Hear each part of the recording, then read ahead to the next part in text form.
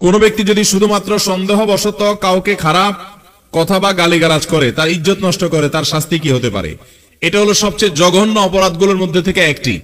আমরা চুরি করাকে কবিরা গুনাহ মনে করি, ডাকাতি করাকে কবিরা গুনাহ মনে করি, জেনা করাকে কবিরা গুনাহ মনে করি, আমরা ডাকাত অন্যান্য অনেক হারাম কাজকে কবিরা গুনাহ মনে করি, গীবত করাকে কবিরা গুনাহ মনে করি। কিন্তু কোন মানুষের সম্মানহানি করা বা সন্দেহের উপরে ভিত্তি করে কারোর ব্যাপারে একটা খারাপ কথা বলা, এটা যে কবিরা গুনাহ, এটা আমরা অনেকে জানি না।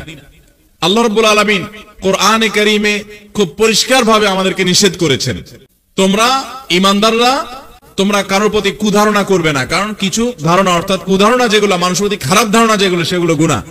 নবী করিম সাল্লাল্লাহু আলাইহি ওয়াসাল্লাম বলেছেন, ইয়্যাকুম ওয়াজ-যান ফাইন্না যান্না আকযাবুল হাদিস। তোমরা মিথ্যা ধারণা করা থেকে বেঁচে থাকবে, কারণ কারোর প্রতি মিথ্যা ধারণা করা হলো সবচেয়ে বড় মিথ্যা কথা। আপনি একজন মানুষ সম্পর্কে পরিষ্কার জানলেন না, ঝাপসা ঝাপসা ধারণা পাইলেন, ওইটা দেখে তার সম্পর্কে একটা বাজে মন্তব্য করলেন, বাজে ধারণা পোষণ করলেন, এর সাথে সাথে আপনার আমলনামাতে একটা কবিরা গুনাহ লেখা হবে কি হবে না?